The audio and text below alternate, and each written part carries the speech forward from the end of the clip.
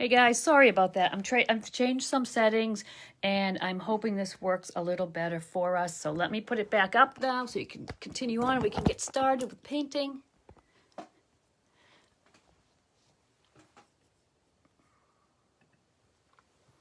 And we don't, if I am back to being upside down, let me know. And it appears I am, so let's do this. And just have to bear with me and I'll have to figure. All right.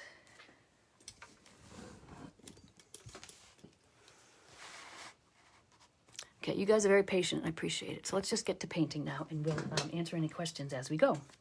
I'm using your 2-inch chip brush if you have one. You can use a wide, flat. I'm going to use this bristle brush. It's just about a size 10. I like the way the bristles on these brushes blend the paint a little bit. All right, so take your off-white or white if you have it. This is how I laid out my paint on my palette. And if you haven't done that, you can do that now. We'll have time, of course. I put it kind of in the way the colors are set up on my painting, but I'm going to start with the ivory. And you can, again, like I said, use white if you need to. And you're going to be able to see your lines right through, which is fabulous because we're going to cover this with black afterwards. So the middle of the painting, more, not so much a stripe down the middle, but a little bit of a curve. Using the paint pretty heavy. I'm not skimping at all right now. I'm not worried about dry brushing or anything. I'm just going to get some paint in the center of the canvas. Now, this background part, I do fairly quickly because the quicker you go, the better off your paint, you'll be able to blend your other colors. You have time before that dries. So here we are with that little center area done. I'm going to go and do the left-hand side first. So I'm going to go into the color here, the yellow, which is right next door. And you can see right on the palette, I'm sort of blending those colors together. I'm not being really careful about one or the other. I want to go into that yellow slowly. And can you see, because the yellow is wet, I've got a good amount of it. The beige, the ivory is wet. It's blending really without me even having to try. It's blending just almost on its own. So I've got a lighter ivory. I'm going into yellow a little darker. I want to work into the orange now. All I'm going to do is just dry my brush off, mix a little of that orange and yellow right on the palette, start right on top of the yellow. Again, see, with a little bit of brushing between the yellow and the orange, you've got a beautiful transition right across there now.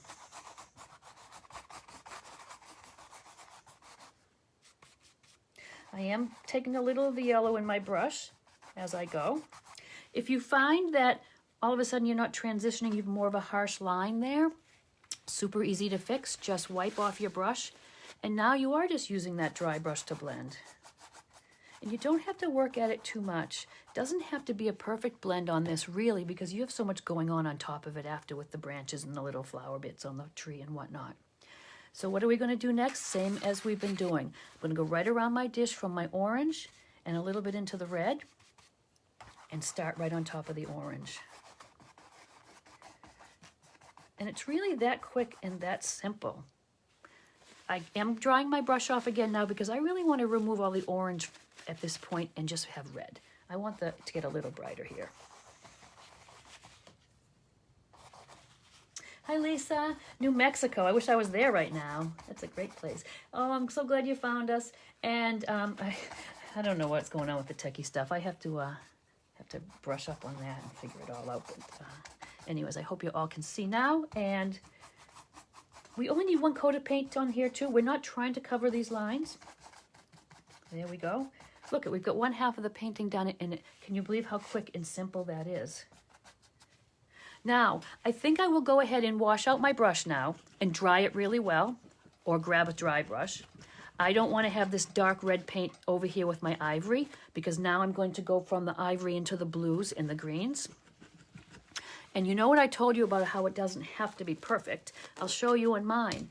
I ran out of room. So even on this big, huge canvas, ivory into the blue, ran out of room. So I stuck green in the corner. You can keep green on there if you want, not add it up here. This is your painting. I want to see So I've washed my brush off, but I really am squeezing every bit of any water getting on my paint, into my paint right now. Hey, Glenda. Oh, Georgia, that would be a nice and warmer place. Although I have to say, we're here in the Northeast in Massachusetts, and we are going to have 50 degrees tomorrow, I understand. Back down to 28 on Tuesday, but we'll take that little reprieve. So I am going to actually, this has dried. You saw how nice this blended when the paint was wet. This is dried. It's not going to blend so well. So what would we do for that in that case? We're just going to go back and go over that edge with wet paint just to give us something to blend into. And I do sometimes get these little bits and bobs in my painting. It's little bits of brush hair coming off or whatnot. You could pick them right out. It's really not going to harm anything. So I've just re-wet that side. And we're going to do the same technique we did. I'm going to go a little into the blue with my off-white on the palette and just kind of go across here.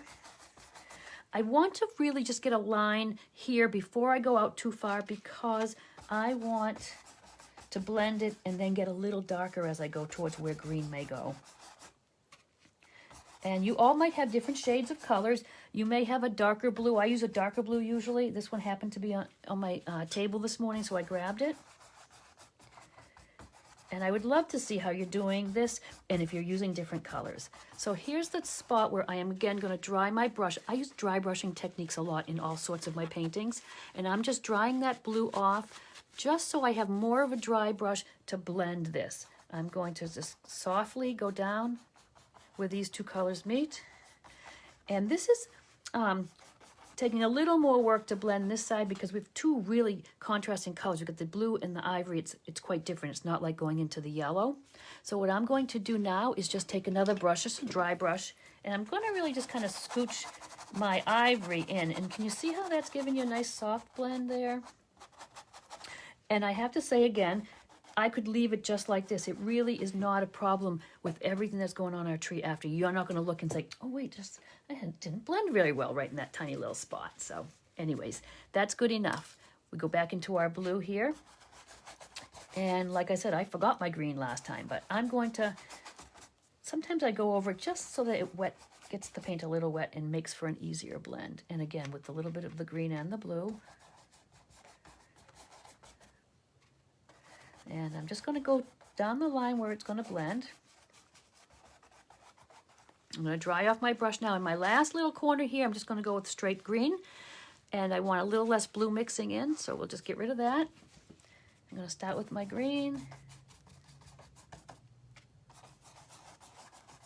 And this is basically our background. This sort of technique you could use when you're doing those sunsets where you see the red into the orange into the yellow. This, if you work fairly quickly, go from the light to the dark and just blend as you go, you could get those, the look of that sunset very easily. So that is the background. Pretty easy, right? How are you guys all doing now? Are you working on your background now? I kind of want to see, I can't see you guys can see me, but I want to see, or you tell me where you're at, because I don't want to jump ahead. And besides, we need to let this dry now, so we do have time to stop and chat about any questions you might have or about supplies or canvases or anything. I might have mentioned in the supply list that this is really nice painted on a wooden plaque too. You could paint it on a piece of like a canvas bag or some sort of fabric. Same techniques, same paints actually. These acrylic paints are great for painting on all sorts of surfaces. I'm going to take a minute now and clean off my brushes. A little word about that, cleaning off your brushes is pretty important. And I try to do it as I go. And if I don't, I just wet them and then wash them a little later with some, you can use a dish soap and that works well for cleaning off your brushes. But if you let the paint, if you're sitting at your paint night or your painting session and you put the color on the brush and then you let it sit, it's going to harden pretty quickly, and that will build up in the ferrule here. It will break your brush hairs. It's not going to do you any good. And these big brushes are a little more durable, but when you have a little or a liner brush, you're going to lose that brush if you leave the paint sitting and drying on that. You won't be able to get that out very easily. Alcohol will help, though. If you need to try to revive an old brush, alcohol would take some of the paint off. Actually, alcohol would take, if you got paint on something you didn't want it on, or your clothing or whatnot, sometimes alcohol, or remove it from something spot you didn't like, alcohol does work with that a little tiny bit. And if you have some brushes that are kind of splayed and have their little hairs going every which way, you can run it under hot water and with a little soap, get the point back again. All right, any comments or any questions, put them here. You know, Kathy, I will paint the edge of the canvas. I did not right now, but yes, I would generally paint the edge of my canvas unless I knew for sure I was popping it in a frame. If you're going to frame it, you don't need to, but these gallery wrapped canvases are great just to put right on the wall. So I will just kind of touch the edges up. I generally do paint it as I go along. And on this one, if you wanted to, you could really kind of just almost mimic the colors that you have on the top. Or you could just paint one color all around the edge. It's up to you, but I do finish the edges generally. Sometimes I paint on the really thick gallery wrapped canvases. I really like those as well as this narrower one. Oh, hey, Barbara, let me go over it for you because that technical difficulties I apologize for, but why don't I just grab quickly the other canvas and show you, so anyone who might have missed what I was just doing there, I'm going to quickly do that because I can let this one dry at the same time. So please, like I said, let me know where you're at and I will make sure that you're in the right place. I just started with my ivory paint or white, ivory or white, and just did the center of the canvas. I'm going to grab some clean water. Now, the idea here is to work fairly quickly so that you can blend the colors on both sides in. So get your ivory color sort of a little bit of a circle, a little bit of a curve shape to that. In the middle. Then I go right into a little bit of the yellow paint with a little of the ivory on the brush at the same time. And when you're blending these light colors, boy, they blend pretty easily. So you'll see how quick and easy that is. So don't worry about catching up. Kind of put it on as best you can. The tree and all the floral bits cover so much of the background. This is really not the most important part. And also remember, you can go back and watch this video anytime after I'm done. I am going to download the class and it will stay on Facebook and it will also go to YouTube. I do the same thing with a little yellow on my brush. I go into the orange. I'm sort of just blending them together. This side is a little easier than the other because these colors are all very light and they sort of blend right into each other without even trying. Little yellow and orange on my brush.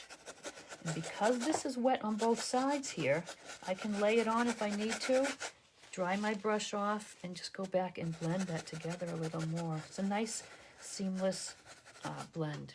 And then we'll do the red, a little bit of orange and red. So, yeah, don't worry about, I know a lot of people are stressing out about the tracer, and it's almost easier and quicker to just sketch it on. Angie, I will slow down. I'm going to do this twice. So the first group of people saw that, but now we're going to do this side. So take your time. Let me know when you're ready for the next step. We won't move on yet till everybody's ready, so no worries.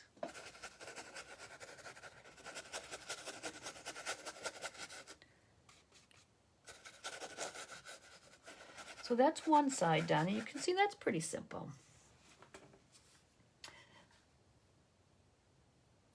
Oh, Nicole, yeah, so if you're trying to get the design on still, I can, let me know and I can just guide you through sketching that on. It's really simple. This is not one of the paintings. I was almost not even going to put a tracer because it really is so simple just to put a few little squiggly lines on. So the other side, we decided to take and put a little more of the ivory on just to wet the paint so we can blend into the blue. Adding a little white this time just because I'm short on the ivory, but it's a nice touch too. And again, like I said, this is all background stuff. Okay.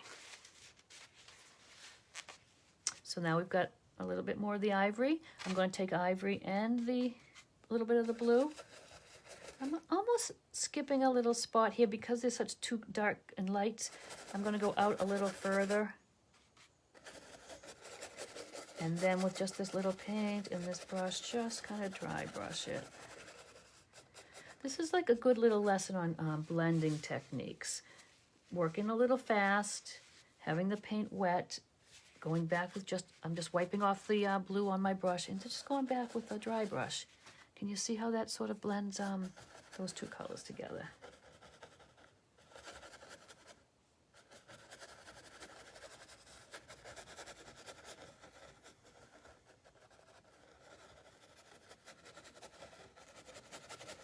And there we are, that's good for that.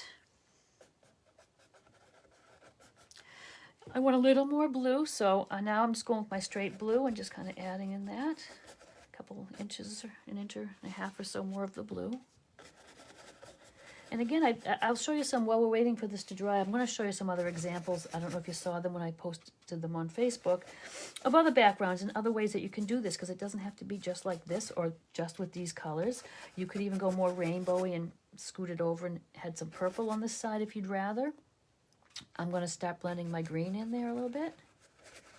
Gets to be like a little bit of a turquoisey blue-green there in the middle.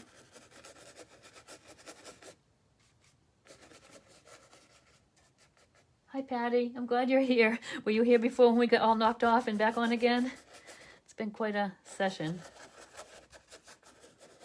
And I know sometimes it's nice just to pop on and watch what we're doing. You can paint later on. Later on, when you go back and you look at the video, you're able to stop it and start it, so it won't be so so quick. But do remember that you can always go back. I always leave these up for you to view later on. You might want to get together with some friends and paint it again, or paint it a little different color, or just watch what we're doing now and coming back and paint later. That's fine too.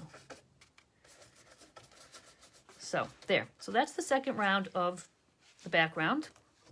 I'm going to set it aside. As you can see, this is still even a little wet. We want that to dry thoroughly before we go on top of it. And if you're painting and you are a little impatient, feel free to hit it with a hairdryer. It speeds up the drying time, and I don't usually do that because I always have other things to do in between, or I want to wait for people to catch up. But know that if you're at home painting, you can certainly do that. All right, so I'm watching the comments over here on the Facebook page, so please let me know when you're ready and have your background done, and we will move on to some of the tree. And if you have any questions, like I said, about anything else, I'm happy to answer that while we're waiting for that to dry. So Angie, how are you? Are you catching up there? Have you got your background done? I'd like to not move forward till I know people are ready. Oh, and I will show you some of the other ways you can do this painting. So let me give you a little look at those. I'm going to put some brushes here, clean those out. There's all sorts of ways. And I know, Glenda, if you're still here with us painting, you wanted to do some of the flowers, I believe, which are very easy instead of the little round spiral bits. So here's something that I use just, it's a bigger canvas, but you can see what I would have done here. I used the ivory here, blended it just into some purple, got a little bit darker purple, almost actually blue on the bottom into purple. So a different background. This is the canvas vertically instead of horizontally. Same exact way we do the tree, which I'll show you. We're going to do it in black and then a little highlights. But instead of those little spirals, and if you want to do this on your painting today, we'll do instruction for both. I just put little flowers, little one-stroke flowers, and I'll show you how you do those. And then I took just a Sharpie and kind of outlined and did some little dots and just some decorative bits and pieces. So that is another version of the Tree of Life.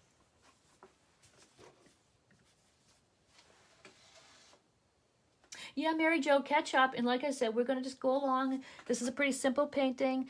We have to wait for things to dry, so I think everyone will be able to catch up. And so then there's another, I did this one, similar to the one I just showed you, but instead of the flower bits, it's got those spirals. And I'll talk a little bit about those and how easy and cool those are. And you can use those on lots of paintings.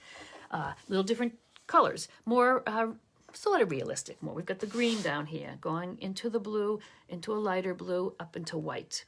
Again, the tree is pretty similar. We did it with the black. I added these curly cues in the bottom. You could do that on the painting we're doing now. You could certainly bring it up and add a little root or a little curly cue. Very decorative. It's not really a realistic tree. So you can see those little, I don't even know what to call them because they're not really flowers. They're just a little decorative spiral.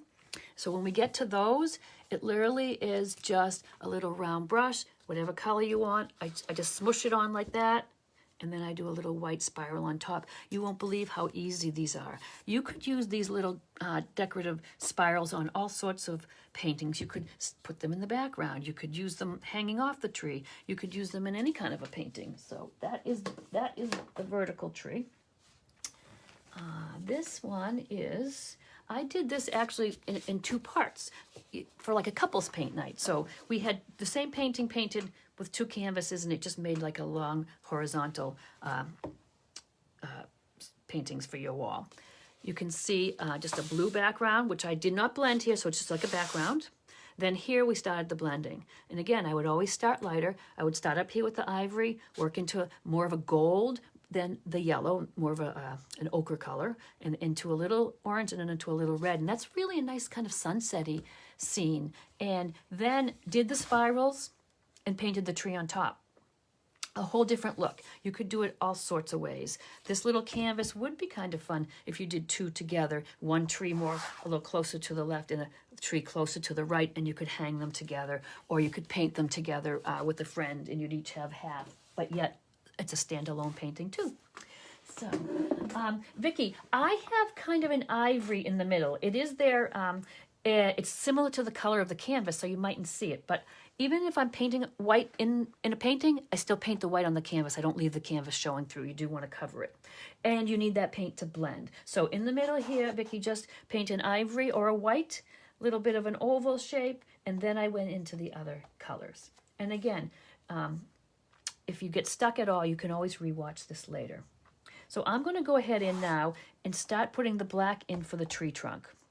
You can use a number of different brushes for this. I really use a flat for thin lines on a chisel edge, or flat and get a wider brush stroke. These are so versatile. This happens to be a size 10. It's an acrylic, synthetic flat, super inexpensive. You can get them at all the craft and art stores. Really good to have. And so I'm just going to take my black paint, and again, you use whatever brush is comfortable for you too. But this brush, I like to especially start the trunk with it because I can get a nice flat, wide stroke. I'm using a good bit of paint. I am not going too sparingly. If I am going sparingly for like detail work, I will tell you. But right now, I want to get as much coverage as I can. So, and it's all your choice. I've had people do really big wide trunks. You could do really wispy ones. It's all what you like. So that's the start. And now you can kind of see how we can get thinner lines. I will come back for these little extra curlies with my round, but for now, get whatever you can in with either your flat or a wider, heavier round. Again, it's what you're comfortable with. Branches, remember branches and trees all grow. As they grow out, they get a little thinner. So the trunk would be thicker and it would get thinner. You don't want to start with a thin line and get heavy. So these brushes are great because you can sort of give it a little pressure. See the branches are a little thicker. And then I'm just lifting up on the brush and kind of almost going to the chisel edge. And look at the fine line you can get. I'm going to use this brush just for the major bits of the trunks. And then we'll come in here and we can always use a round. And I kind of wiggle them around because it's a tree, it's natural, it's not going to be perfect. And I'm not killing myself following my lines underneath. You want to basically follow them. But if you aren't, you miss a little bit, you're going to have decorative touches on here after. So you can even start here on the chisel edge where it's thinner and then press down and get a thicker. So that is pretty easy. You could use your brush and do, whatever you can for here if you wanted to go ahead. Or switch to the round if that's a little more comfortable for you. So I'm going to rinse that flat brush off now. And I'm going to go and get my round. If you have a liner brush, some people really like the liner brushes too. I'm going to use just a regular round. I believe it's a 5. Now, when I go to do more detailed work, as we get into these little thinner branches, that's more detail work, you want your paint to flow more like ink. So what I do is I take a few drops of water every few brush strokes, and I am mixing my paint down to make it a little more like ink than a heavier paint. And you're going to have an easier time, you know, doing your curly cues if they flow along nice. If the paint's too thick, the paint's going to drag. It's not going to be as nice of a little line for you. I'm painting this flat so that you guys can see me. But for me, and you might find this easier too, is I have to hold the painting at different angles. Like it's easier for me to kind of have paint upside down sometimes almost. So can you see now? Let me do a bunch of these strokes so that you can see how I have a thin down paint and my round brush, and I'm kind of give it a little more pressure to start. And as I finish that spiral, I'm lifting that brush right off the canvas. That is going to give you a thin line. You could say, oh, I can't paint those thin lines, but you can't if your paintbrush is really touching the canvas. If you are lifting it away, it has to get a little finer. So right here, I got the round brush, I'm pressing down. I'm starting to lift up a little lighter and finishing off. You can see the paint was not as thin, and I've got those little draggy lines. Doesn't matter at all, because we're going to put some highlights on that after. And it's also kind of a nice look. I don't mind it. So I am taking a few drops of water and mixing it in my paint every few brush strokes. Oh, Barbara, you're caught up. Yay. Good. We all had a little rocky start there, so. And I have to tell you, virtual painting is pretty new to me. How many classes have I done with you guys? Maybe 3 or 4. So the techie stuff is going to get straightened out. And I'm used to in-person. I miss in-person painting. But I miss painting. And so if we have to do it this way for a while, we will. I would love to know how you think I'm doing, because I am really trying and improving, I hope. So again, you can start at either end, really, as long as you're using a very light touch and then pressing, getting it thicker. If it's easier for you to work out, whatever works. And if you're having trouble with the little tiny bits, once this paint dries, we can go in with the Sharpie or a paint marker and just put them in with a marker. Couldn't be easier. You don't have to worry about even painting the little bits in. So do the main trunk, do the main branches, do what you can with these curly cues. If you're getting frustrated with them, we'll go back with the paint marker or a Sharpie and do it, so don't worry. And I kind of just put these ones in that I've sketched, and then I go back and I freehand little ones in wherever I feel like I want them. And again, you can just keep turning that painting however it is easier for you. There's no way I could do it at an easel, all of those. I'd have to have it in my hand. Sometimes I even brace it up against me to get a nice line so I'm not shaking and whatnot. But so just kind of put them in where you want and where you've traced them. Thanks, Patty. I'm trying. I just hate it when I have some technical issues. And I really thought after last time with that pausing that I straightened it out, because I've done some lives since and they've been fine. But it's always when I'm like on a timer and not just popping in. It's when I have to be here at a certain time. I seem to get some weird internet stuff going on, but we'll figure it out. So how do you find doing these little spirals? Is it working out for you? Do you need me to explain it a little differently? How is it working for you? I'd love to hear some feedback. This is one of my favorite paintings. I've been doing this for a long time.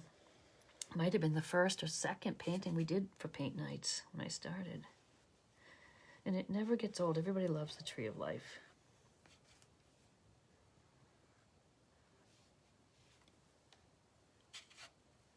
Okay, so I've pretty much done what I've traced on. But I like to get it a little busier, and I see like if there's an empty space somewhere, now you can just go and you can add these little spirals. But once you put them on, there's no reason why you can't like add one off of it if you like. So that looks a little plain to me, so I'm going to put a little one there. And what my goal is just to kind of not touch the edge, but get pretty close to the edge. So if I see a place that has sort of an empty area, I'll just fill it with a little curly cue.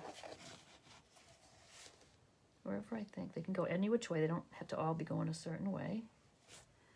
And again, like I said, this is kind of bothers me, this little middle area. So we'll just do this. And we can do this. And you could get as intricate and as you want. If you want to get real detailed, you can do that. I might not get that detailed, makes a great gift, this painting too.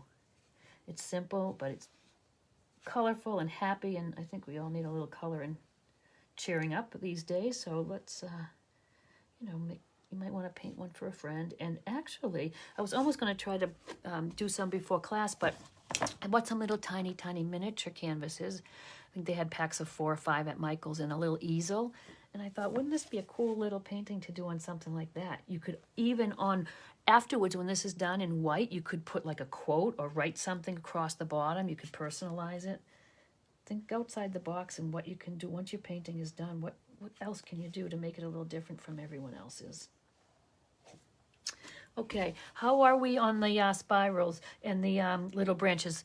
Has everyone started them or have them done? Just pop it in the comments so I know that that you're kind of in the right spot. I'll take a minute to wash my brushes out.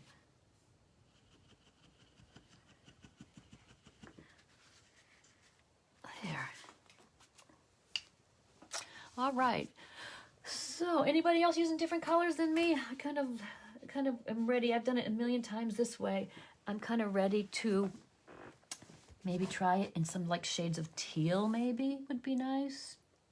I do love those teal colors, and especially love them in ocean paintings, which maybe we could do some. I put up on the other day, did you see the waves I put up for a little vote to see who wants to paint which wave? I have a little bit of summer fever here, and I'm thinking we will paint some, we'll paint some things appropriate to March, but let's jump in and maybe do some summery paintings. I don't know, while this is drying, you might have seen the painting we're going to do in a few weeks for St. Patrick's Day. It's the Irish cottage. And this is a little more detailed. This would be one that we will, in fact, trace just the cottage on and maybe just the horizon lines and the mountain lines. This stuff all can be free-handed really easily. But we do want our little cottage to be sort of in proportion. So something like this, I would definitely have you trace that on. This is going to be on March 9th, I believe, Tuesday night at 7. Again, if you can't make it to the class, you can certainly watch it anytime. Follow me on YouTube. I'll provide a link later. And I will try to email everybody the link to this class on YouTube if you want to watch it or share it later. So I thought this would be fun for St. Patrick's Day. At the end of the month, we're doing a little spring lamb cute painting for the kids, or you want to do a family paint event. It's going to be Sunday afternoon again, and we could all get together and paint that with the kids too. Alrighty, so are we ready to have the branches done, Mary? Yeah, keep working on them. And like I said, any of the little ones, we can use Sharpie. But I know I told you guys about these, and I love them, so I'm going to mention it again. The Posca paint markers.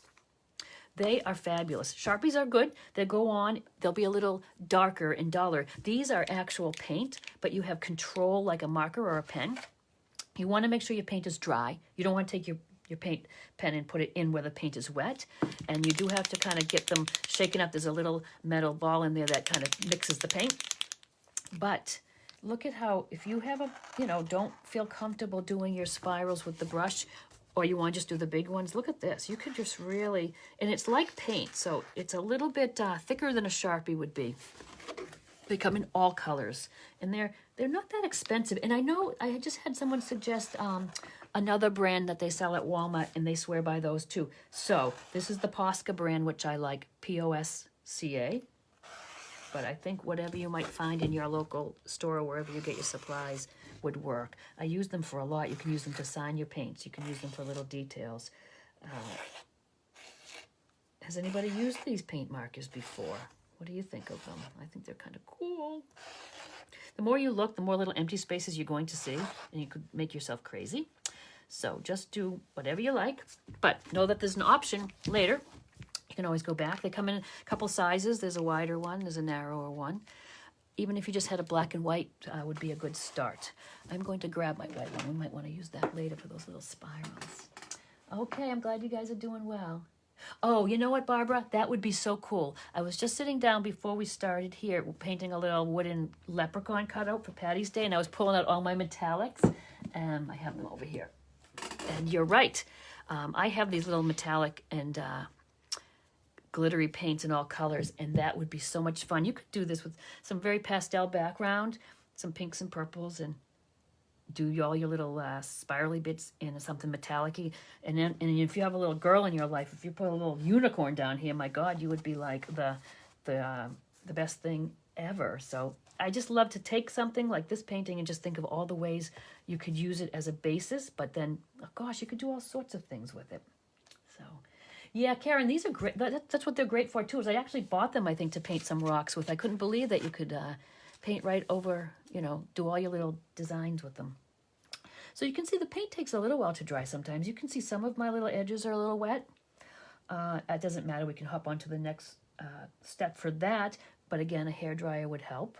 So what I'm going to show you what I'm going to do next. And if anyone who's working on their black branches, still keep on plugging along. You don't have to. It's not a race. We'll pause a little bit. I like to, because I'm not a big fan of all the black paint, I like to soften it. So I did the black, you see, and then with a light blue or purple, it could even use gray, but the blue, blue or a blue-gray I always like in place of gray, because I do like colorful things and whimsical things, and I don't want it to get too dull. So I have used some blue, just randomly with no rhyme or reason, streaked on top of my black. I'm going to do a few to show you if anyone wants to get started. I'm going to be very careful to avoid where the black is because I do not want to get that gray look. So I'm going to use my same little round brush that we've been using, that little 5, which a little tip, if you guys, anyone has an Ocean State job lot near them, these brushes come in packs of 3 brushes for $2.97. I buy them as many as I can get my hands on. This one will come in with a set of 2 flats. So it will come with this flat brush and another flat, a wider flat, or a set of rounds. And I use them over and over and over, and they really do hold up really well. So I'm just not sure if Job Lot is a New England store or if it's all over, but I know they have an online presence. You could always take a look there too. Anybody has any ideas on supplies and where to get them, or have any favorites, or know of any deals and whatnot, please share them with everyone else in the comments. Oh, a 5x7 canvas on black now. Yeah, I would think... I did this actually. If I could grab it quick, I would show you, but if not, I'll find it. I painted this similar painting on black paper with metallic paints, and I did a class on that, and then we matted and framed it afterwards, and it was gorgeous. I will remember to put that up. If I don't, remind me, send me a message, because that was really a fun way to paint on paper with the acrylic paints, same thing. So I'm going to grab my other paint. I have more colors on this little dish here, so I'm going to kind of use both palettes. And what I'm going to do is just take a little white into my blue. I just want a light blue color. Here's another case where it's a little bit of a detail work. I'm going to just add a little water. I want this to flow a little better. And like I said, with no rhyme or reason and just kind of haphazard, I am going to just kind of stroke that on. That was a little heavy, that first one I did. I really don't care. I like it. So, but don't ever look at it and say, oh, wait, it doesn't look like yours. It doesn't, doesn't look like my neighbors at the paint nights. Oh, they look so different. That's the purpose, people. We want it to be different and individual and fun. If we all painted the same, it would be a pretty boring paint night. And if you've never painted, anyone here never painted before? Because this is a great painting for your first painting, and I try to paint step by step, and I've had so many people that have never painted before paint with me, and their paintings came out fabulous. And we don't want to hear, I've heard this story a number of times, of someone comes in, and an older person, or oh, well, I gave up painting 20 years ago, I never had time and whatnot, or someone said I wasn't good, or I didn't have any talent, so they stopped, and here they are at a paint night later on in life having a blast. And how sad is it that something someone said or some feeling they had about being inadequate or not artistic kept them from enjoying something? I mean, does it really matter what it looks like? Are you having fun doing it? I mean, look around at the art world and tell me that everything is perfect. I've seen some pretty crazy stuff that is considered fabulous. So it's all in the eye of the beholder, right? And so if you have some friends or that have ever painted, just tell them to pop in and take a look. It'd be fun to get people. I love it. Actually, I love it when someone has that story. For the time, maybe we could paint in person again. But I do really like, this is like painting with my friends. I really am having a blast doing these. If I can get over my technical difficulties, I'm really having fun with you guys. And I appreciate you taking time out of your day to paint along with me. They're pretty blue. I'm actually taking a little more white on my brush just because I want to have some a little lighter. This is all personal preference. I could be done now. It really doesn't need another thing, but I'm kind of playing around with it, waiting on, you know, for everyone to catch up. And just to give you an idea of what, this could be by itself a tree. You wouldn't even have to put all the little doodads on if you didn't want to. Struggling with the background, Adrian. Let's see.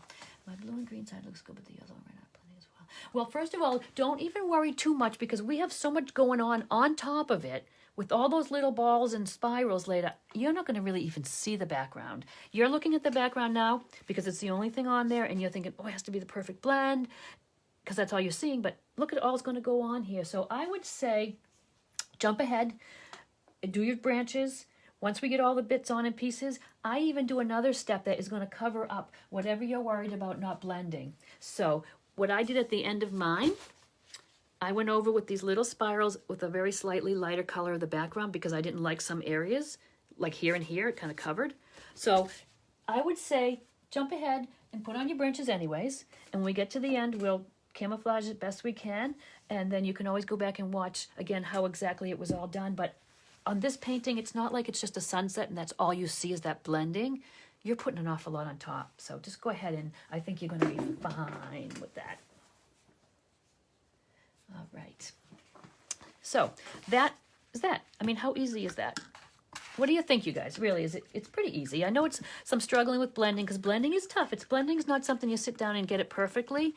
But I figured this one, it doesn't matter because we have a lot of busyness on top. I think I think everyone's going to be fabulous. And I think what I'll do, people were so wonderful about sharing their paintings last time.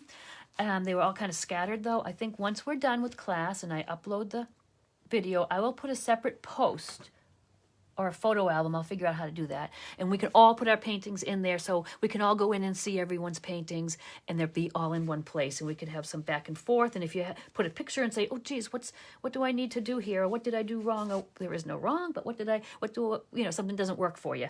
I will go back in and help you with that. And if you don't want to put it up on Facebook, for everyone to see, send it to me in a private message and I'll critique it and help you guide you along with whatever issue you might be stuck with. So, all right. So that's that. These little spirally things are really any color you want them to be, any color you pull out, any color you have and want to blend on your palette. You could pull a bunch of paint out, purples and whatnot if you like. I have a few here, or you could just blend too.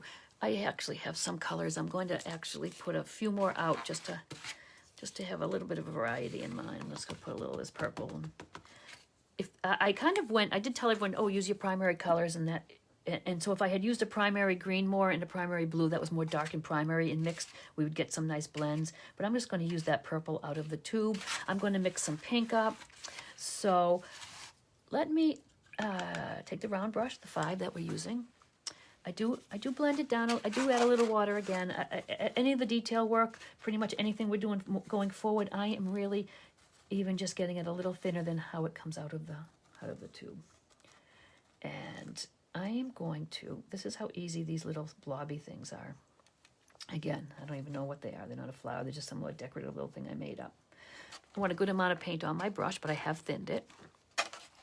Seriously, all you're going to do is blob your brush down and spiral it. I mean, I'm not going to struggle and say, oh, wait, I didn't get a perfect circle, or it has to be hanging from a branch. I do them anywhere I feel like it. I just plop it down, spiral. Plop it down, spiral. I am not trying to make a perfect circle. I don't know, maybe like 8 or 10 of these. I want to have them a little wet when I go back now with the white paint on top of them. If they don't show up because it's on a darker area, don't worry, we're going to have a little white on top of that. Sometimes if you're on a lighter area, they're really going to show up. Actually, I'm going to go doing all the purples just so I can show you. My paint happens to be a little translucent, and I'm not going to worry about that. I don't mind. Doesn't have to have good coverage. Seriously, I get new paint on my brush each time. I just plop it, spiral, plop it, spiral. They're vaguely round. They don't have to be perfect. And we're going to do all different colors. But if you have a color scheme you're working with, or you want to just do, say, gold ones and green ones, or whatever you want. I'm actually going to add a few leaves in green after, so I'm not going to do any many spirals in the green. And then I'm kind of just looking like, oh, I've got a lot here, but look, none here. That's how I'm doing. I'm just putting them where I think that one should be. I am now going to just rinse off that same brush and use some white.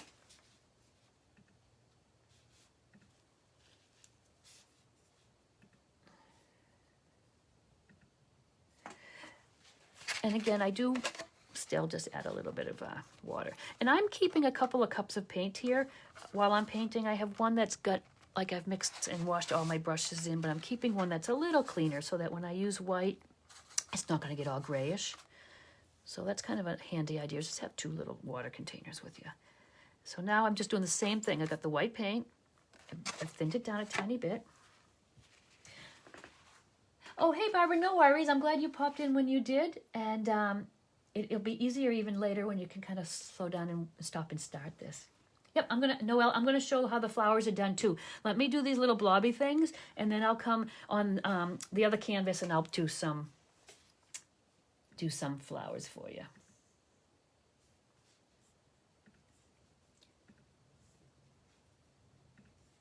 Okay. Now, so I've got that paint, that white paint there, and I am doing this while these are wet. It's almost better, so don't worry about waiting for these to dry. I want them to be a little wet. White paint, you can use a thinner brush if you want. I just put it in the middle of that little circle, and now I just spiral out. And again, if you want to use a little finer brush, you can. I like the way it sort of mixes with the purple, so that's why I like it to be a little wet. As I pick up too much purple by doing that, I just wipe off the brush on the paper towel. I don't go into the water again, and I just pick up some fresh white. Start it in the middle of the little, I'm going to get real close if you can see it. In the middle of the little circle, press your brush down and just spiral. And see how I go out beyond the little circle? It doesn't have to stay within there. And because you're going to do them fairly quick, that will make it so that you can't fuss with them too much. You'll be a little whiter if the paint's drier. And I only wipe it off and get fresh white when I find it's just not showing up. So you can get quite a few done. And you can see those little guys. And I'm going to finish these, and then I will show those of you that want to do more of a flower on your tree, we'll do that.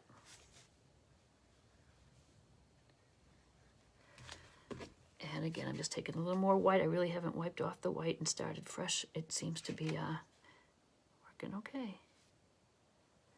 What these are, I do not know. Just some figment of my imagination, but I use spirals in my painting a lot when I'm doing some patterns and illustrating, and I don't know why, I just love that spiral. There. See how it softens it up? You wouldn't want to just leave those colored blobs. It just softens it up. It gives it a little bit of a decorative look. Almost a little look like little roses, maybe.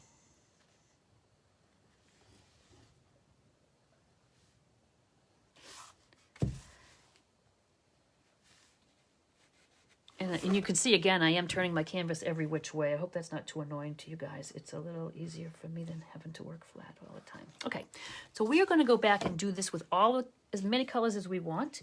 But I'm going to go and show the people that want to do flowers how that's done. And give everyone a chance to kind of play around with these. And ask me a question while I'm doing the flowers about these, and I will answer that. Although they are pretty straightforward. So let me just put that there.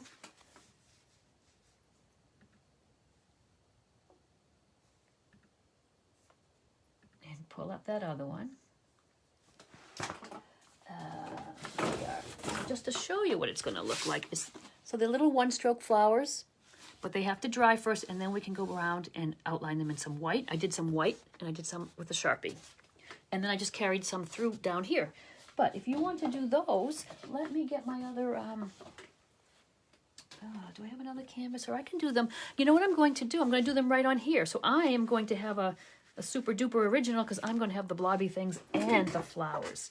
So what I'm going to do is I like to use a little wider brush and sometimes even just a little flat to make those flowers. So I've got a really small little flat brush, but you could certainly use a round.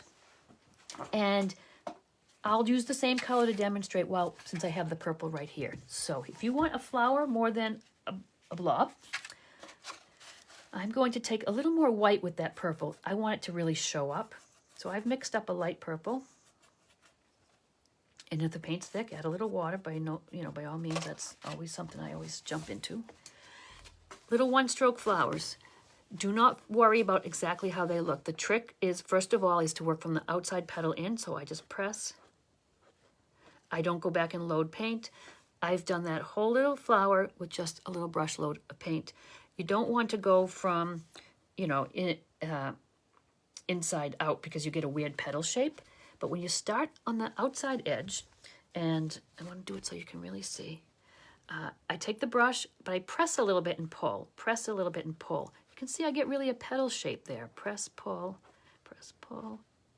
all the way around, leaving the little center blank for the time being until that dries.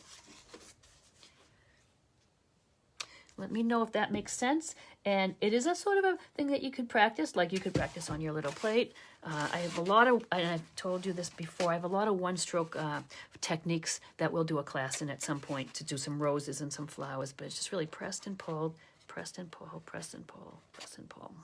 Doesn't matter how many petals there are, just kind of go around till you've filled it up. And it doesn't look like a lot yet, but once we put a center in it and do a little outline, it'll really make a little difference.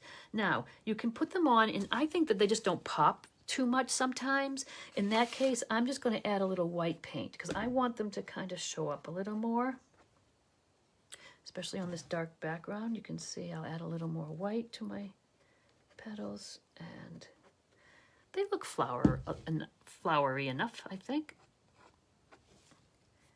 And I'm just going back and forth. I'm grabbing a little purple. I'm grabbing a little white in my brush. I like it that way rather than mixing a light purple. I grab a little of both because then as you're making your strokes, can you see you've got a little purple, a little white. It's a little bit more haphazard, but then it looks a little more natural. So you can do as many of those as you want. And then we are just going to now move into some other colors. I think that's enough of purple. I'm going to rinse out that little brush. I'm going to go back to my little round brush. And I'm going to do the same thing we did with those little blobby things, but with another color. I'm going to make a pink. So I'll just take a little bit of red, and I'll just move it over here into my white.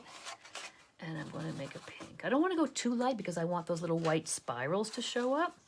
But I really didn't want to use just a red. And again, this is all your own taste. You could go in and out of whatever colors you want, whatever colors you have. Again, that metallic idea is great too. Oh, hey, Rebecca. Yeah, certainly can. Let me do it right now on the plate for you. I will do more of them as we go, though, so don't worry. This is just that little flat brush, but again, you can use the round, too. I'll use the round so you can see that you can use the round brush, too. Just press and pull, press. And don't even worry about the press and pull at first, because they're teeny. If you just press and pull into the center, you're okay. So the most important part is just go from the outside of the flower in. I'll do them again, too, when we get a little further. All right, so let's leave that there. And with this pinky red color, we're going to just make our circles again. So if you missed that a minute ago, really, truly, just plunk it down and just twirl your brush and spiral. You can see, look at, there's little bits of the background showing through. I'm not worried about it. I'm not struggling with perfect circles. I want this to be fun, and that's not fun. So I'm just pressing it and pulling it, pressing. And where to place them? Anywhere you want. I sort of look at other things, and where there's nothing in the middle of it, I'll put a little something. Now, you're going to think, oh, the red and the pinky red is not showing up on the red, and it isn't, but I don't mind. Make them anyways, because when you go back with that red, it's going to bring them out, and they're going to be a little pinker. So wherever, put them everywhere. Don't worry about the color behind so much. And as you go, you could add more white, make it pinker. They can all vary. They don't have to be all the same. This is a little lighter shade. I've got the red and the white there, sort of not mixed. That one's a little too close, but it's where I put it, so that's where it'll stay. There's no mistakes. You can't really make a mistake with this. It's not precise.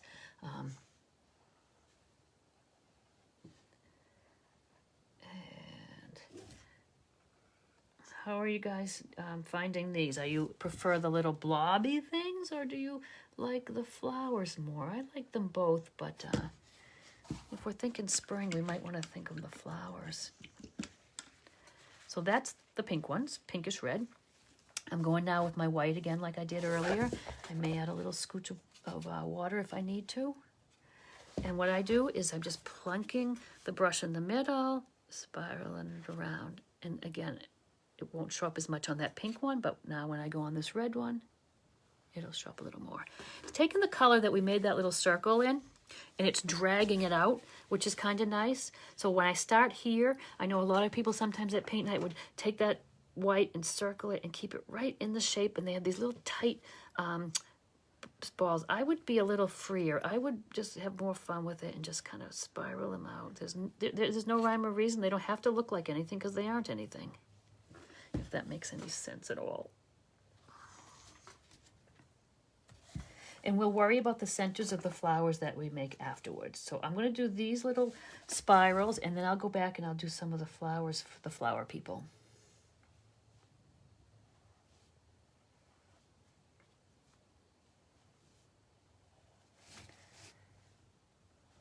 There. It's such a happy little painting. And I know I've mentioned this with other paintings, but it's a cool idea. Especially like when we did the birch tree and the cardinal and some Christmassy things. Take your painting now when you're done, right? Take a photo of it, crop it, just the same size as the painting.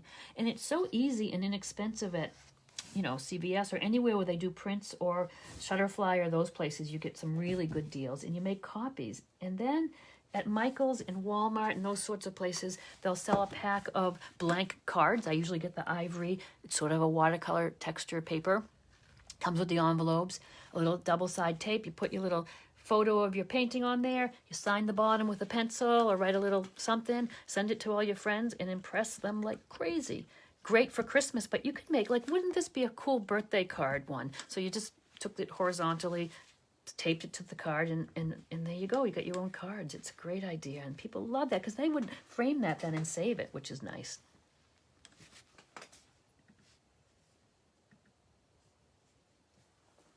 All right, a little bit of flowers. I am going to switch over to I do like the little flat brush, but again, use what you have. And I've just loaded my brush with a little white and a little red. And now you can see press and pull and it's just a matter of going from the outside in and making some petals. They're hardly noticeable. Do not worry about them if you don't like the shape or whatnot, because we're going to go and outline them again afterwards with the Sharpie or the pen. And once you practice them, you can really fly right along and do them. You see what they look like there? So put as many or as few as you want. You can even, if you guys are doing the little spirals, you can certainly put a few little flowers in if you just want to try it and practice that little stroke a little bit. And again, it doesn't show up great on the similar colored background, but when we outline it, it will pop a little bit. So I still put them in even if it's not showing up, but look, at this time I thought, geez, I'll just put a little bit more white and make it a little pinker, and it really does show up. And you might want it very simple and not all of what I'm putting on here. And again, that's what's nice, is you can customize this to however you would like. So how are you guys managing now? Hey, Laurie, I miss you too. I miss you. We've got to make a plan. I know we keep saying that, but let's definitely do that. I'm off the beginning of the weeks and on Sundays, so let's make a plan. We should get out and sketch or paint too. That would be cool. I can't wait till the weather's a little better. Although I am, you know, I do go out in the winter and paint plein air as well, but sometimes being in the studio cozy and warm is not a bad thing. So let's see. There's some more of those flowers. I'm going to take a glance at my big one. I have some blue I kind of liked, especially on this side. So for the spiral little blobs, I'm taking some blue, and you guys can see my palette. Yep. And I'm going to mix up some blue. It's the same thing where we're just repeating the steps. So if you feel like you're behind, you're not, because we're going to keep repeating these in different colors, but the technique is all the same. I really like the way the blues look on this side. So I'm just kind of really roughly doing these little spirals. Do you think it's getting too busy? I don't, but again, that's everybody's. And again, here we are in the blue. Doesn't really show up, but once I go back with those little white spirals in the middle, you'll see them. Or sometimes I tend to know I'm coming over here and it's a little bit the same, I will add the white and make them just pop a little bit. And I don't have quite as many as the ones I started with, but that's all right. I kind of like a little bit less of the blue. And same thing, I'm going to rinse off my brush. Hey, George. We should all three get together soon. That's what we have to do one of these days, you guys. Let's make a plan. George is a friend of mine from the neighborhood. From what, George? Before first grade, probably? First grade? And Lori, we met in school and been friends all these years ever since. Old friends are the best. So again, just pop right in the middle, spiral. And now can you see how even on the blue background, it really pops out there. It's pretty cool. Now here's the thing, not putting my hand in what I've already done because I have so much wet paint on there. Every piece of clothing I have usually has a little bit of paint on the cuff. If you'd like to have the white spirals pop more and be really seen, you could let the paint dry a little more, but I really like the way when it blends and looks a little messy rather than perfect little white spirals. And I always seem to miss some. If I miss a spot, let me know. Again, it doesn't matter, but because no one's going to notice one little missed spirally thing. Okay. So there's that. What are the colors? What should we add? You guys have any ideas? I think a goldy color might be nice because that will pop nice on this side. And then I think we are done. But let me throw in, I'm not going to throw in blue for the flowers because that just, I don't think I would like that. But the gold I will. So let's do some gold spirals. And actually I'm just going to mix a little yellow with some white to get it just a little bit more opaque. If you ever have a problem with a color that's super translucent and you just can't get it to cover, add white or paint white first. It's very opaque, and then your lighter color will really come on top of it nicely. So we're just going to plunk this down and make some of these spirals too.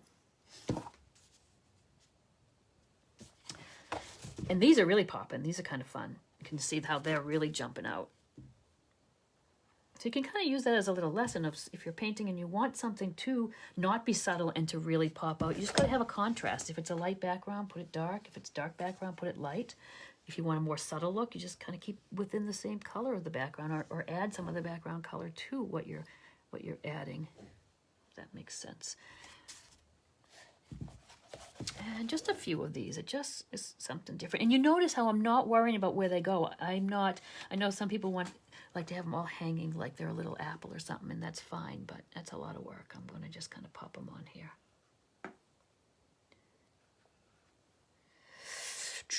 Good enough, right? That's plenty. Oh, no, I think a little yellow just up here to brighten up that corner.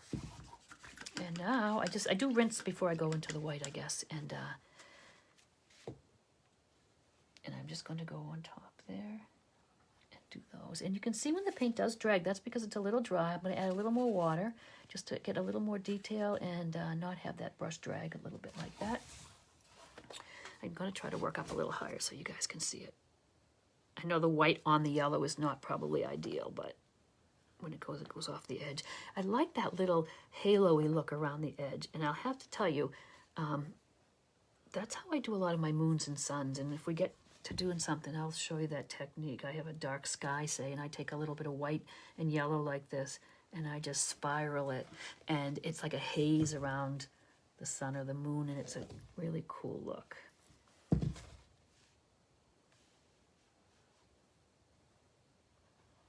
Now, they are very lost on the yellow, and the white doesn't brighten them up too much, but it's subtle and it's something, and I like it. Are you guys liking your paintings as you're coming along? What do you think? You're happy with what you're doing? I'd like to, I can't wait to see them. Again, they're going to all be different. So while I have this gold color, yellow color, I think it would be ideal for my flower centers. So while I have it, I'm going to just take a little bit of it and pop it. And the centers of those are really nothing but just laying your brush in there and making a little center. You don't have to form a little circle or an oval. I'm just using the brush on its side, laying it in, and getting a little center. And look at, sometimes it's just a little bit of a flower peeking out from somewhere. It doesn't have to even have all the petals.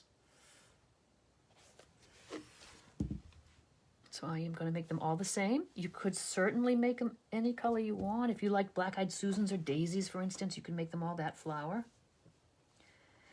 You could go on and add all kinds of things to this. You could stop with just the flowers if you'd like. If you like that look, that could be it. I sometimes add some leaves, and it's up to you. I'll pop some in because I kind of want to show you a little one-stroke leaf. So I'll go over to the green and again, thin it down a teensy bit. And of course the green on the green's not going to show up. We're not going to really go over this with any color, but if you would like to do some little leaves, I will show you in a second how those are done, but I'm just kind of popping some on. They're little, they're one color. Sometimes I do my stroke paintings with loading the brush with actually white on one side, dark green on the other, and with one stroke make a nice leaf. But these are so teeny. So I'm just really, it's again, pressing down and pulling out, and you get a little shape like a leaf. If you just press down, it's good to show maybe on this. If you just press down, you're going to get more of a little blob, like, but if you press down and then pull away, you can go to one side or the other or straight up, but it's just a little pressure and then pull that brush off the plate. You're going to get a little bit of a leaf look. They could go on here if you want or not at all, but if you'd like them, I'm just pressing and pulling. And can you see now why the background, are you going to notice right here that this isn't blended well? Down here where you might, I'm going to show you what I do to cover that up. But I didn't want you to stress too much about the background because really in this painting you're not going to see it a lot.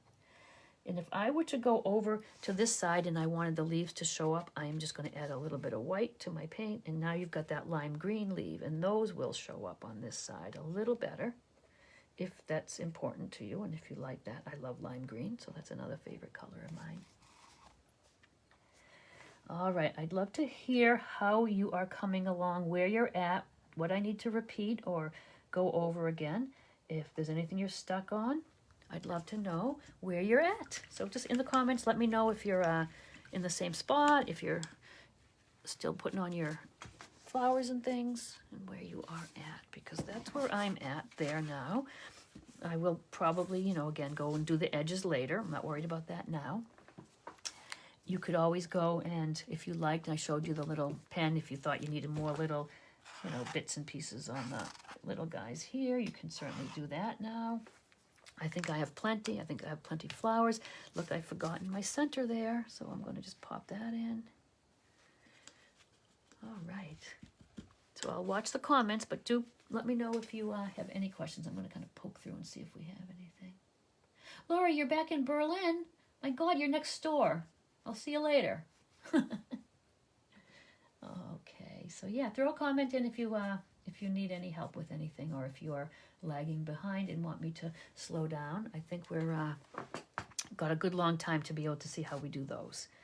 A little trick I'll show you down here. I just kind of added it in, I think, because at one point I didn't really like something that blended. I still can't believe I forgot to leave room for my green. But anyways, I just do some of the same spirals we did up here on the background, and it sort of just camouflages anything you don't like. So let's put them in. And Lori, are you at Judy's? So I take whatever color. So say, here's my green side. You saw how I made a light green for the leaf there? You can have these show up as much or little as you'd like, depending on, look, I just noticed I missed that little guy again too there. Oh, and remember, here's another little trick. If you have trouble with your little centers like that, you can always use the back end of your brush. So sometimes I make a center in a flower like that, and then I take a little white and I put a little dot on it. So you can certainly use the back end of your brush to just make little dots. It could be the center itself. You don't have to even paint on a center. If you like little dots just as a decorative thing, I do that too. You could certainly, you know, mix up colors you liked and just kind of put them here and there. It'd be kind of fun. I think I'm busy enough without dots, though. So I'm going to show you these little subtle spirals. So say we start here on the green. If we use the same color green, it wouldn't show up at all. We can use just a slightly lighter green or brighter green. I'll mix a little white, a little yellow, but you could go with just a white. It would be more of a mint green. So depending on how much you mix of that color that we started with is how bright it's going to be or how dull. I really want to have a fine spiral here. So that's why I'm adding so much water. How much water should you add? That's what you might ask. Well, if it's dripping off your paint, you know, it's too much. If it's too transparent that you don't see it. But you get a feel for it after a little bit. Oh, yellow dots. Yay, I can't wait to see it. Okay. So I'm going to go right on the background now. You can see, you can barely see that. That's very subtle. You sometimes don't know that until you put it on your palette. I'm going to add a tiny bit of white and see what we come up with. So it's just trial and error, but you sometimes can't tell when you're mixing it up actually. Now, I do these little spirals. I sort of sometimes go this way, sometimes I go that way. I don't want to always go in the same direction with them. They're very light, and you can see the paint dragging, and that's okay. And you can almost have them so you don't see them at all. You could put them up here if you want. You don't have to. But I sort of, can you see it kind of camouflages now where I was. When I move into the next color, which is the blue, same thing. I'm taking the blue we started with. It has a little white mixed in it.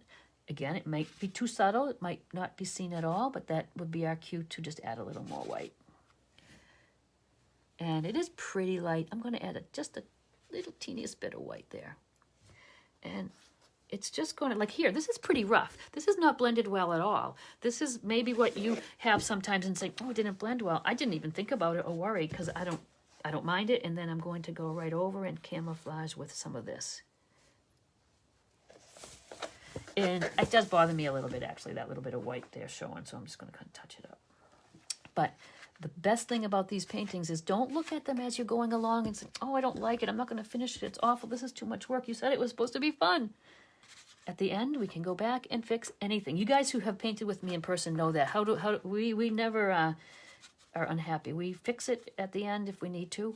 Another trick is step away from it. If you're painting it like this, of course you're going to see any imperfection, but you stand back where everyone else is going to see your painting anyway.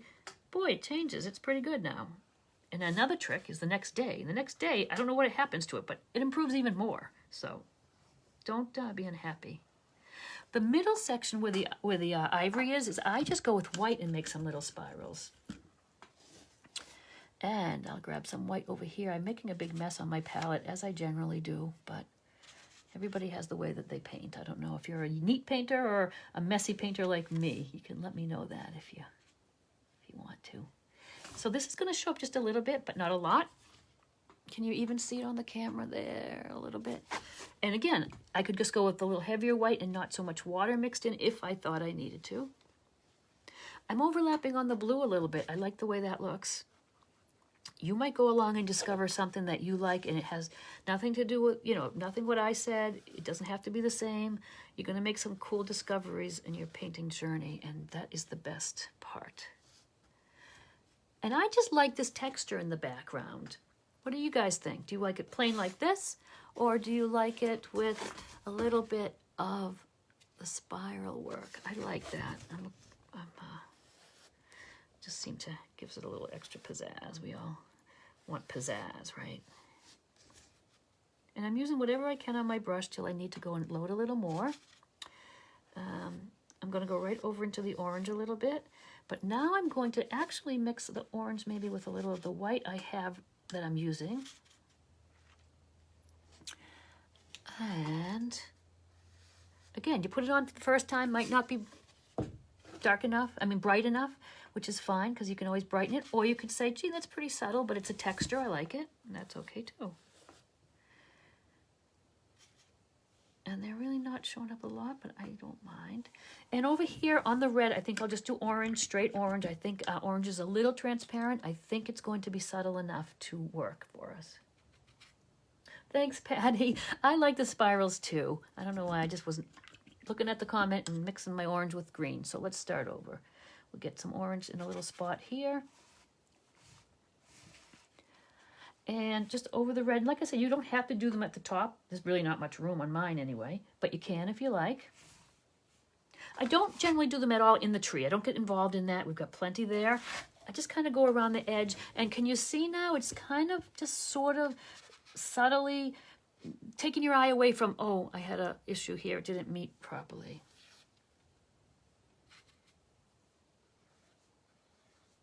And we'll get those guys in. You can see I'm not struggling with them. I'm not worried about them being perfect. The more you do them, the quicker you do them, you'll get the hang of it. I think that's enough. Sometimes, you know, I would go and, you know, make some that really did show up. I don't know, just to, I'll do it to show you what it looks like, but it's up to you. That sort of just brings the orange in a little bit. It's all trial and error and experiment. There's no right or wrong, and you guys know that anyway. Cool. All right. That looks pretty done to me. If you want to comment, let me know where you're at. I don't want to finish up until everybody is where they want to be. Red and violet. I like bold. Bold is good. Laverne, that's sometimes the best way. I love it if people pop in, chat. We talk about things, and then take your time later. Because on the live, you can't stop and start, which is, I love doing it live, and I love chatting with you guys, but it's a nice feature if you could stop and start it when you want to. So yeah, so do watch that later. I do have the white Posca marker. I wanted to, for the heck of it, I haven't really tried it yet. Say you got fed up and didn't want to do those spirals. I think you could probably, and I didn't really do one there, so let's just try the marker on that and see. So you could just almost do that with the marker as well. It's a little more precise looking, but that certainly works if you like that too. Just trying to give you guys some tips to make it a little easier. Oh, and to finish up those flowers, we did outline them a bit. And I keep finding ones I missed to put the center in. So there's two things I did. You can do both, or one or the other. Where it's a darker background, I took just a little bit of white. I've used this sort of flower in a lot of things I paint. I just do a quick little thing. Look, there's another one with the middle missing. Hang on, it's going to drive me crazy if it doesn't have a center. There. Okay, so sometimes on a darker background, I just have taken a little thin down white, and I just roughly outline the petals. Like the spirals, I'm not perfect. I'm not trying to follow anything. I'm not following the edge of the petals. I'm not doing this. I'm just making big ovals around them because it's freer and flowier and goes more with this than a tight little outline. And then I do that wherever I think that's going to show up, especially on these dark backgrounds, right? I'll lay that a little flatter so you can see it. But I also outlined some with Sharpies, so you can do either or both, like I said. But just to give you the idea, it makes them pop a little more. You can see them a little more. Can you see the white ones? As well as without the spirals on that other painting, sometimes I went and just did a little outline, just as a little decorative technique here and there. Very light. The white is pretty watered down. Sort of the idea of what we do with the spirals, but if you're just putting just flowers, I'll grab that again to show you. If you're putting just flowers, I added some of those guys here and there. I added white dots and pink dots in this one. And then I did them with the Sharpie as well. So if you wish, I'm actually going to do a few with the white, and then I'm going to do some with the Sharpie so I can complete this painting instead of leaving it till later, because I do like the way some look like this with the white. And I'm going to do some with the black. It could be the Sharpie or it could be the Posca pen. I think I'll use the Posca pen because I have it right here and I love it. But if you only have a Sharpie, Sharpies will do too. As well as Sharpie and Posca pens for signing your paintings. They're cool. There's another center. Did I not do any of my centers of any of my flowers? Crazy. Are all of the Sharpies waterproof, Laverne? I'm not sure. I just use, they're permanent. I'm pretty sure they're all permanent. But I have used them and gone over and used a varnish and things on my paintings, and it hasn't washed it away. There are some markers, though, that are. I know with sketching, I've sometimes come across one that's not permanent, and when I put my watercolor on, it does kind of smear. So I think you're okay with the Sharpies, though. Sharpie or paint pen. Actually, the Sharpie, if you want a fine line, you might want finer than this.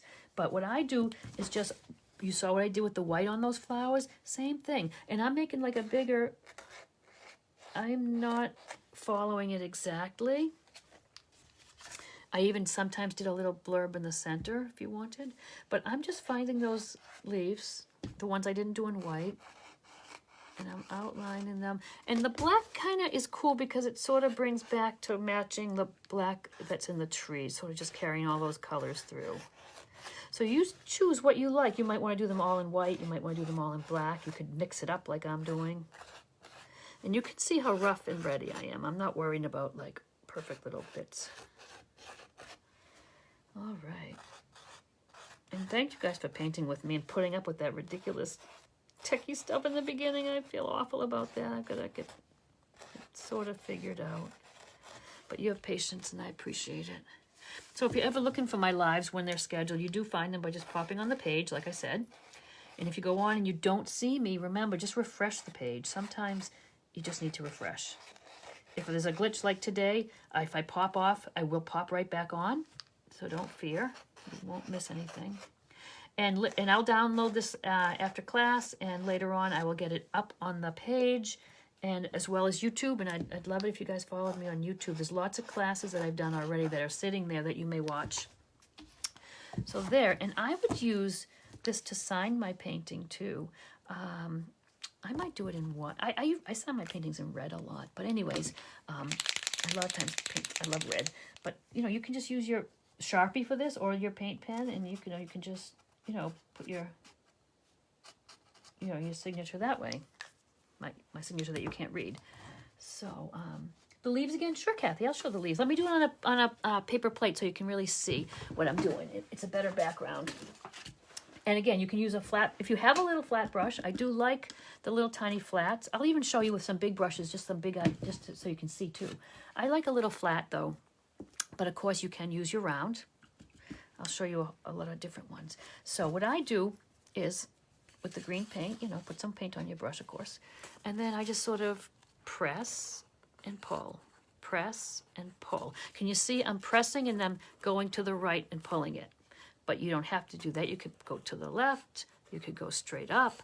You just want the width and then the thinness. So it's just press and pull, always in the direction that it's growing. I don't even know how I could do a leaf by going from the outside in. It would look like a petal. The petals, flower petals, we go outside in. But for leaves, I press and I pull, press and I pull. And again, you could do it with a round brush too. You're just going to flatten that brush out a little more and pull. You can still get it. And just for fun, I'll show you with the big brush, you can really get a look. And just kind of press it and pull to get a nice leaf shape. And when you have a bigger brush or a small brush, but it's easier to see on a big brush, let me see if I have my dark green here. I do. I want to show you something. So say you're doing the one-stroke flowers, right? This is how I've painted a zillion of these. I load my brush, and you can see, in just green paint, right? I take a little bit of the dark. I don't want too much paint. I got a little dark green on one side of my brush, and then I've got my white over here, and the other side of the brush is just a little white. So you see I've got my brush loaded with green paint. I've taken a little white and a little dark green on both sides. And you can paint some beautiful one-stroke leaves without any blending or anything. It's so fun. It takes a little practice on a paper plate. So it's the regular green, tiny bit of dark, tiny bit of light. And you can't really see the white because I'm on that white background, but you can get some really nicely shaded. You can even do a little bit of a different green with the dark, and maybe just yellow on one side and get some nice leaves. So I'm wiggling some of them, but you can really just press and pull.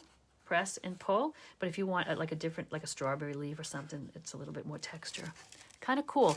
Great. I'm going to show you real quick just because I always yak about it, and just because you're here, let me show you how you can do a rose. Don't think, oh, I'm going to go paint a rose now. It's a bit of practice, and we will have a class in it, I promise. And keep bugging me, and I will make a class. But quickly, red paint on your brush, just because I haven't done this in so long. It's so much fun. I just loaded red paint, right? I tipped one corner in white. I'm going to pat it off because I have an awful lot of paint there. But let's see if I can do this with something that's going to be a little sturdy. I wish I had a colored background on. But anyways, you can kind of get the idea. And this, so I just kind of wiggle it around. I got the white paint at the top there. The whole brush still yet is in red, but you can kind of make the little center of the rose. And I reload when I have to. Sometimes you can get quite a few strokes. And then you can just use like a little wiggling. And can you see it's like a little rose petal, and it's got white on the edge. And then you can make little buds. You can make just little roses or opened roses, closed roses, buds. It's really fun. This is really rough and ready. I haven't done this in ages, but it's kind of, and you can use different techniques. But I just wanted to show you how you could do that, and then you could put like a really little group of leaves with it, you know. You know, you can kind of do your leaves. It's kind of fun. There's a lot of little cute things you can do. Anyways, little roses and one stroke leaves for fun. So we will do some classes in that if you guys are interested. I do appreciate you popping in, and I will apologize again for the techie stuff. We'll figure that all out, but we did get it done, and I hope you guys enjoyed it. And let me just, you've seen all that already, so let me just move the camera now so I can say goodbye to you guys. And hang on, because there. All right, so there you are. I feel like I'm upside down, right? I am. I bet you I'm upside down. I think I'm upside down. Here, let's go right side up so I can say a proper goodbye. Thank you. Those roses are cinchy once you practice them. It's just a little bit of practice, that's all. And I know I just threw it in a minute, but hey, Ann, how are you? Thanks for watching. Hi, Jean. Thank you, Donna. Thank you. Joanne, is Maeve painting with you today? I think so, right? I can't wait to see your paintings. Hi, Stacy. Hi, Kimberly. It's so fun to see you all here. Upside down better now. Yeah, I'm upside down all the time. I can't figure these things out. I'm one of those right and left people that don't know the difference. And yeah, Adrian, finish it up. Let me know. Show them to me. I won't right away, but I'm going to download this, and later on tonight or in the morning, I'll post someplace where you can all post your paintings and we can see them. I appreciate any feedback you have. This is new for me, so bear with me. I appreciate it. And I am open to suggestions, and I want to see your paintings. And if you, like I said, if you don't want to post it publicly, send it to me by private message, and we can chat about it if you need any help. So enjoy the rest of your weekend. We have Sunday still, and I love painting with you guys. Thanks for watching. I'll see you next time. Bye.